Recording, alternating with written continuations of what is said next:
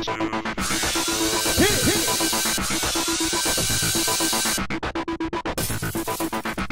everybody, welcome to another recap of the amazing race. Last time on the race, Brian and Ericka cheated elimination because it was a non-elimination round. So this time they're going to have to do a little speed bump if they want to stay in the race. So they're in Prague and they're staying in Prague. The clue directs them to go across town to the Spanish Synagogue to the Ekotechnicke Museum, where there's a speed bump waiting already for Brian and Ericka. And that was really no problem for them. They had to go to this place called the M1 Lounge and prepare and drink like this nasty drink that was like 100% alcohol. Actually, it probably wasn't 100% alcohol. It was probably like 100 proof or something like that. But it was nasty, especially if you don't drink, which Brian does not. Yeah, so at the museum, it was a roadblock. So one person had to do this Kafla-Esque task. They were in this large room with like, there had to be like several hundred telephones and they were all ringing at the same time. It was driving me crazy the whole time I was watching this because I hate the sound of those old phones ringing. So they had to find the 5 phones that actually had people on the other side saying one of 5 letters. So once they figured out what the 5 letters were, they had to go into the hallway where it looked like KGB agents were waiting and fill out this form and correctly unscramble the letters to spell Franz at the bottom of the form.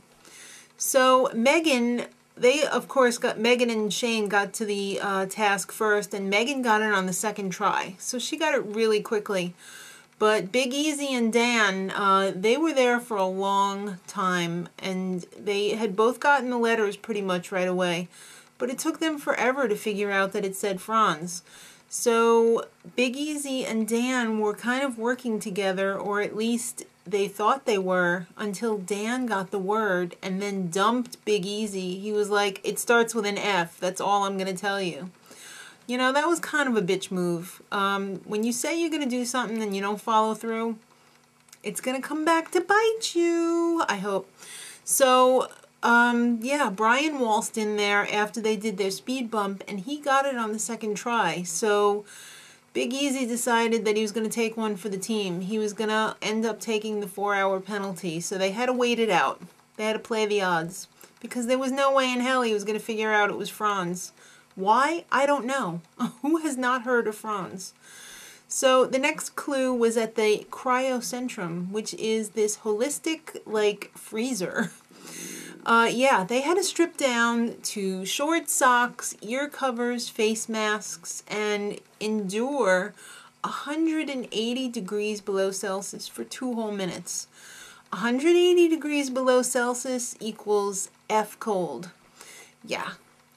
So that seemed like it was no problem, though, for everyone who did it, because, I don't know, I would have been like, no, but they all did it. At the Charles Bridge was the next clue, which was a detour, and it was either Legend or Lager. So Legend was this giant, it looked like a bear, but I think it was supposed to be like a big thug of a person. They had to cover that straw figure in clay and transport it across town to the synagogue, where the rabbis would either say yay or nay. So Lager, on the other hand, was delivering beer to a group of rowdy soccer players. 30 beers exactly, from brewery to bar. So Megan and Shane were the first one to get to the detour, and they chose Legend. They were pretty smart. They laid down the figure, covered it with the clay. Shane complained like a little baby girl the entire time they were transporting across town, though. Megan had to like whip him into shape and say like, come on, Shane, work with me here. But they ended up in first place at the pit stop at the Strzelecki Ostrov. And they each ended up winning a 52-inch LCD TV. Not too shabby. Sam and Dan, on the other hand, well, they chose Legend as well. But they were bitching the entire time. Oh, it was so annoying because I just can't take that bitching. I'm sorry.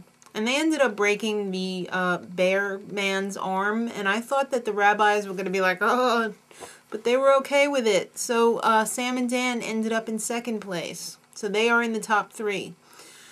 Now, Brian and Ericka, they were the only ones who chose lager. And they ended up dropping their first trays, so I was thinking that they were going to switch, but Brian convinced Ericka to stick it out and finish up the lager detour.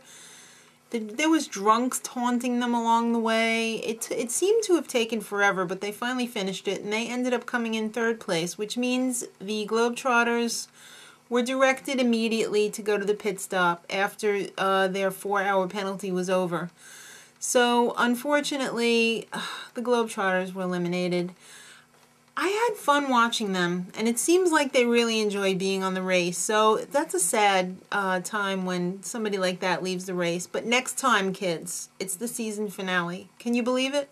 It's going to be in Vegas. Highs, lows, and yeah, you knew it. It had to be an Elvis impersonator. So somebody's going to win a cool $1 million, and you don't want to miss it. So till next week, much love.